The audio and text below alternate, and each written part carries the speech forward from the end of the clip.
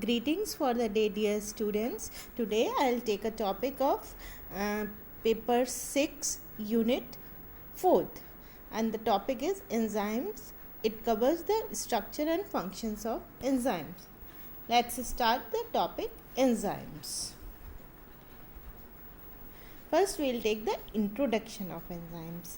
Enzymes are biological catalysts that speed up the rate of the biochemical reaction. And as we know, most enzymes are three-dimensional globular proteins. Tertiary and quaternary structures are there present in the enzymes. Some special RNA species also act as enzymes and are called ribozymes. For example, hammerhead ribozyme. Here we can see in this diagram the hammerhead enzyme. Now we come to the structure of enzymes.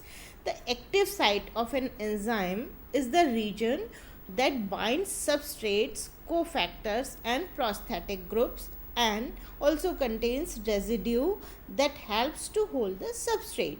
Active sites generally occupy less than 5% of the total surface area of the enzyme.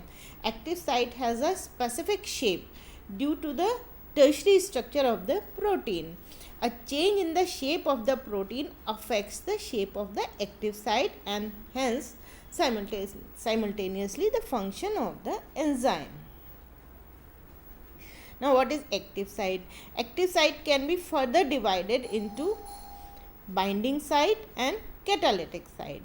The binding site can be defined as it chooses the substrate and binds it to the active site, and catalytic site, it performs the catalytic action of the enzyme.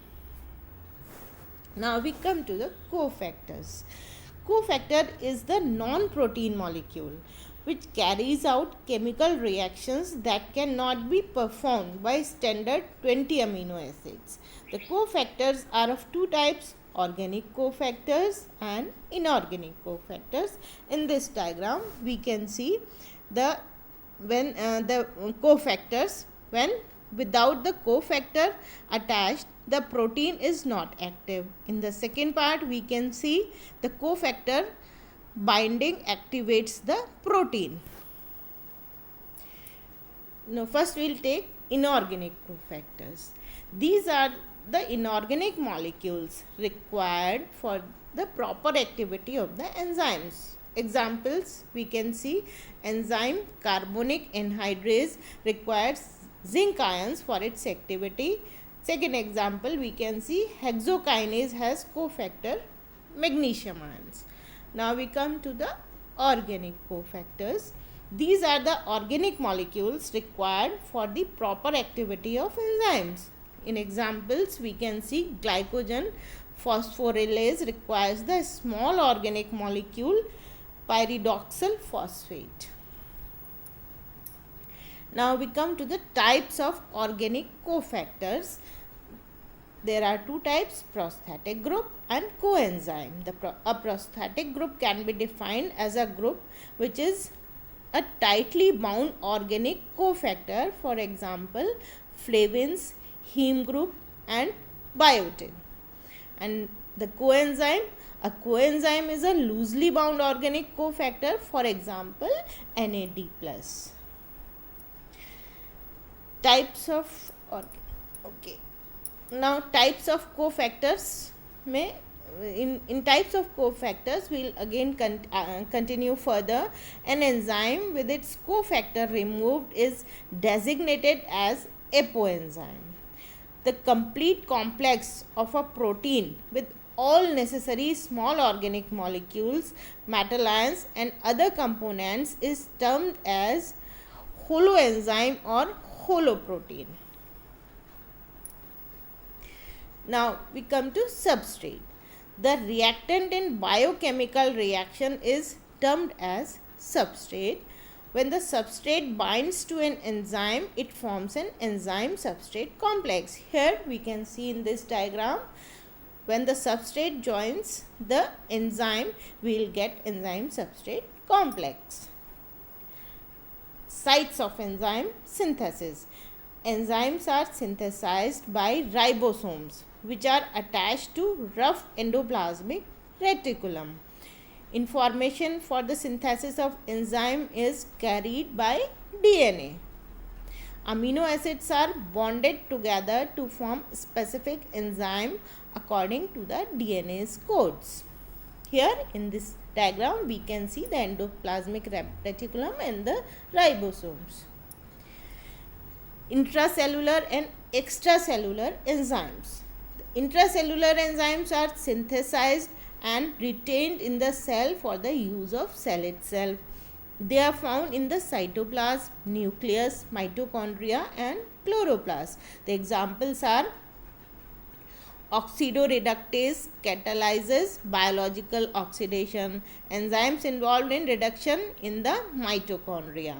The extracellular enzymes are synthesized in the cell but secreted from the cell to work externally. The examples are digestive enzyme produced by the pancreas are not used by the cells in the pancreas but are transported to the duodenum. Now we come to the characteristics of the enzymes. Enzymes speed up the reaction by lowering the activation energy of the reaction. Their presence does not affect the nature and properties of end products. They are highly specific in their action that each enzyme can catalyze one kind of substrate. Small amount of enzymes can accelerate chemical reactions.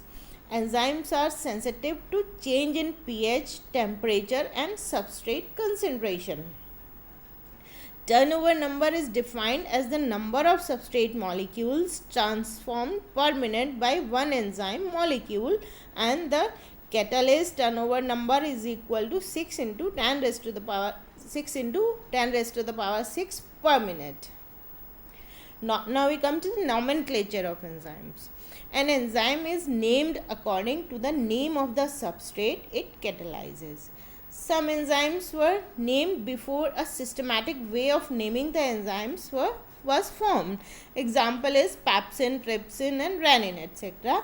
By adding suffix ase at the end of the name of the substrate, enzymes are named. Enzymes for catalyzing hydrolysis is termed as hydrolase. We can see other examples also. The enzyme responsible for hydrolysis of maltose is maltase. When maltose is hydrolyzed in presence of enzyme maltase, we get 2 molecules of glucose. Now we can see some examples of substrate enzymes and products. Hydrolysis of lactose is catalyzed by the enzyme lactase, and we get 1 molecule of glucose and 1 molecule of galactose. Similarly, the molecule of maltose is catalyzed by maltase enzyme and we get 2 molecules of glucose. Cellulose is catalyzed by cellulase and we get glucose. Lipid is catalyzed by lipase and we get glycerol plus fatty acids. Starch is catalyzed by amylase and we get maltose as product. And protein is hydrolyzed by protease and we get peptides and polypeptides. So this was all about the structure and functions of enzymes. That was a part of unit 4th of your paper 6. So thank you. Have a nice day.